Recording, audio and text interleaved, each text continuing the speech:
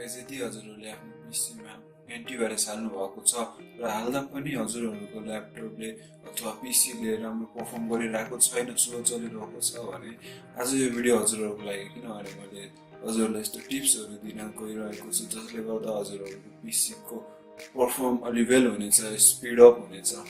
Hello guys, मेरो नाम हो देवाली, तपाईहरुले हेरिरहेको हुनुहुन्छ डिजिटल नेपाल। ल सुरु गरौँ आजको भिडियो। मेरो कम्प्युटरको स्क्रिनमा छौँ र हाम्रो फर्स्ट टिप रहेको छ टास्क म्यानेजर। सो टास्क बारमा जानुहोस्, राइट क्लिक गर्नुहोस् अनि हजुरले हेरिरहेको हुन्छ टास्क म्यानेजरमा लेफ्ट क्लिक गर्नुहोस्। टास्क म्यानेजर खोलिसकेपछि यहाँ हजुरले हेर्न सक्नुहुन्छ सेटअपमा जानुहोस् अनि यहाँ एप्लिकेसनहरू आउँछ हैन। अनि यो एप्लिकेसनहरुमा जुन हजुरलाई चाहिदैन त्यसलाई डिसेबल गर्नुहोस्, किनभने सब एप्लिकेसनहरु यस्तो हुन्छ कि हजुरले जस्तो आफ्नो पीसी अन गर्नुभयो अनि ब्याकग्राउन्डमा रनिङ भएको हुन्छ, त्यसैले हजुरलाई यिनीमा जुन एप्लिकेसन चाहिदैन त्यो एप्लिकेसनलाई डिसेबल गरिदिनुहोस्। Hello guys, now we are in our second tip.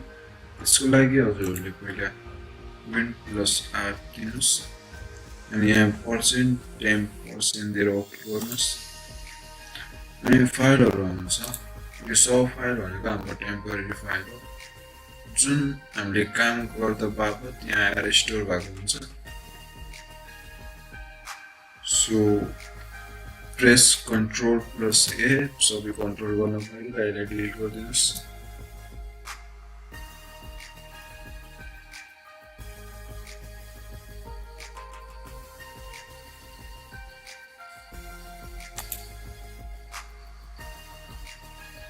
यति गरिसकेपछि फेरि हजुरले Win+R दाब्नुहोस्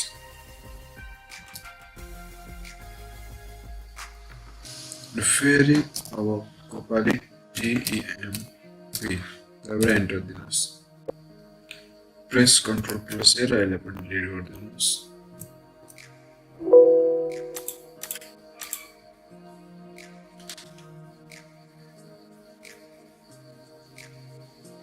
मैले भर्खरै डिलिट गरेको कारणले यस्तो भनिरहेको छ र यसपछिको स्टेप भनेको हाम्रो press Win+R and type here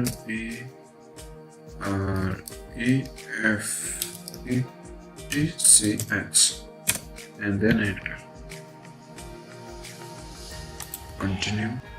हजुरले हेर्न सक्नुहुन्छ थुप्रै फाइलहरु आएर बसेको छ यहाँ। यसलाई इन्क्लुड गरिदिनुहोस्, Ctrl+A and delete. र यसैको साथमा हाम्रो सेकेन्ड स्टेप पनि क्लोज हुन्छ।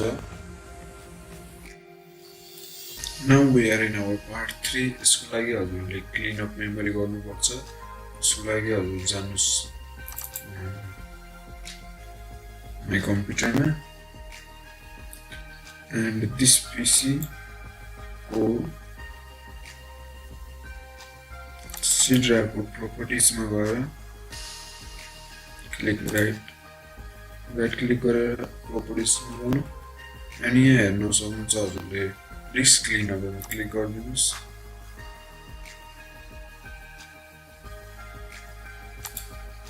Just click on disk cleanup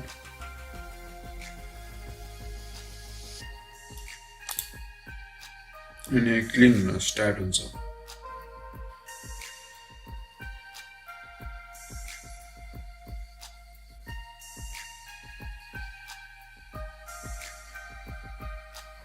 and press OK. Delete file यसले हजुरको कुनै पर्सनल फाइल डिलिट गर्दैन, ओन्ली अननेसेसरी फाइलहरु मात्र डिलिट गर्छ।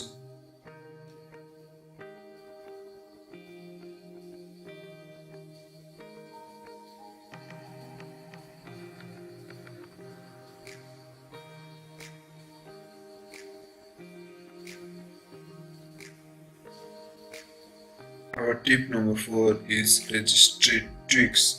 यसको लागि हजुरले पहिला सुरु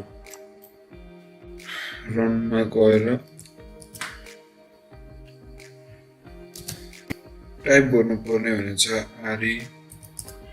REGEDIT. Regit them. Enter. Now go to your current user and control panel and go to mouse hour time. Okay, it is 400 and 10 बनाउनु छ.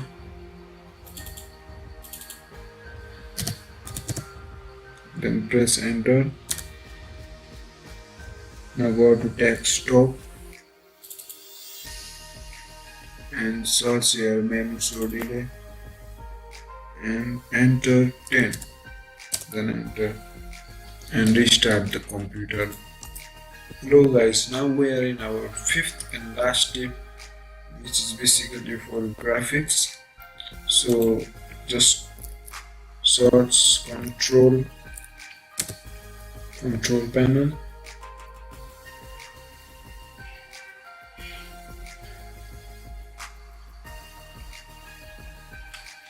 You can see here system and security click and system. यो windows खोलेपछि हजुरले यहाँ हेर्न सक्नुहुन्छ advance system setting click here.